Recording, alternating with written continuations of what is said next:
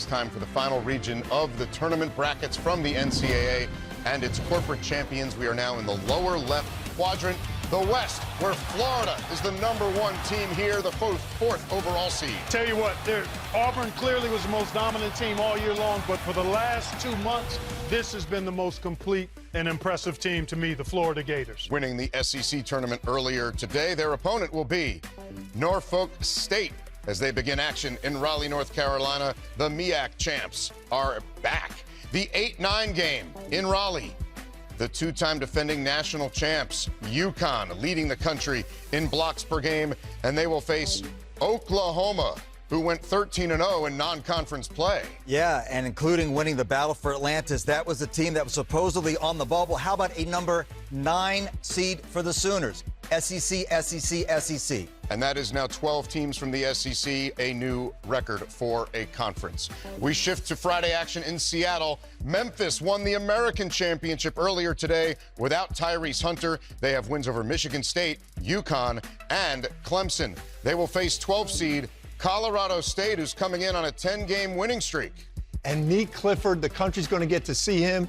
It's a shame they're going to get to see him against Memphis because that's a team that can really play, too. I hope they get Tyrese Hunter back. Also on Friday in Seattle, the Crab Five, the highest scoring starting five in the country. Maryland is in, and keep an eye on Big Ten Freshman of the Year, Derek Queen, who leads them in scoring and rebounds. Great season from the Terps. And they will face Grand Canyon. Whoa. The Antelopes are in high gear under tournament legend Bryce Drew, third straight tournament out of the WAC. We now go to the bottom half of the West region for action in Wichita.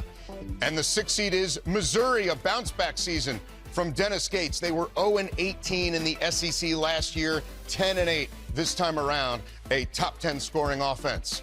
How about the contrast in styles here? Are you ready? Yeah, man.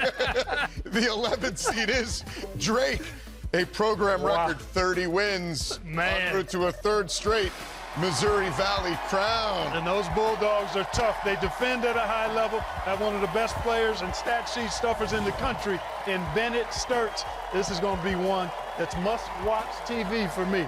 #1 scoring defense in the country.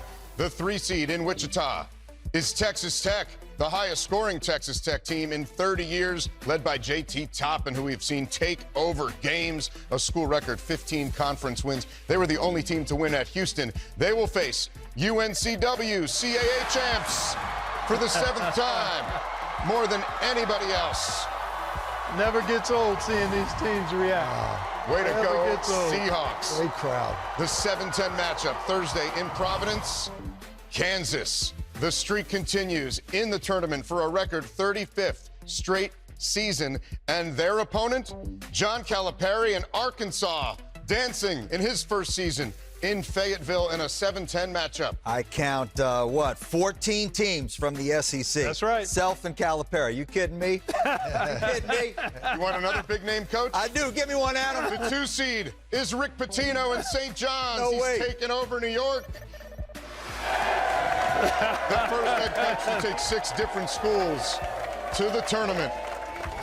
Way to go, guys. Winning the Big East tournament crown last night for the first time since 2000. But if we have an upset, hide the garbage cans in Providence because Omaha is making their first ever trip after a school record 22 wins, including the Summit League title. So let's zoom out here and refocus to the top of this bracket. Seth, go ahead. Yeah, I got a mild upset for you, and that's another 12-5 with Colorado State, partly because of the injury issue with Tyrese Hunter. We don't know how he's going to be for Memphis, but Nick Clifford's going to be the best player. Yeah, Colorado State has been on the roll here of late. Yeah, for sure. Weeks. And I actually think that Oklahoma, I know Dan Hurley doesn't pay attention to what the media says. I like Oklahoma to win that 9-8 game over UConn. Well, I'm taking a look at the top part of this bracket at the bottom matchup on Friday. Maryland, Grand Canyon. That Grand Canyon team is not a typical mid-major team. They've got size, great experience. They've been to the tournament, and that's going to be a tough challenge for a very good and explosive Maryland team. I like the Terps to advance. We're going to head down and take a look at the bottom part of this bracket. And I tell you, I highlighted this particular matchup when it was revealed. Missouri Drake. Contrast in styles. Drake's style plus the way that Bennett Sturts can play, really makes it challenging for a team that wants to play fast. Can Missouri stay patient and poised against a team that's really good defensively and against the shot clock? I like Drake to be a double-digit seed winner there. And then let's look at the bottom there, second from the bottom, Kansas, Arkansas. Arkansas is going to get Boogie Flam back. Yeah. It's going to be interesting to see how John Calipari puts him into the lineup. But that's going to give them some depth that they didn't have. Kansas, I think, still's got veterans to play. That's going to be a great game. And then the winner could possibly get Rick Pitino in the next round. It can't get better than that. Pitino Calipari, really? Could we be so lucky?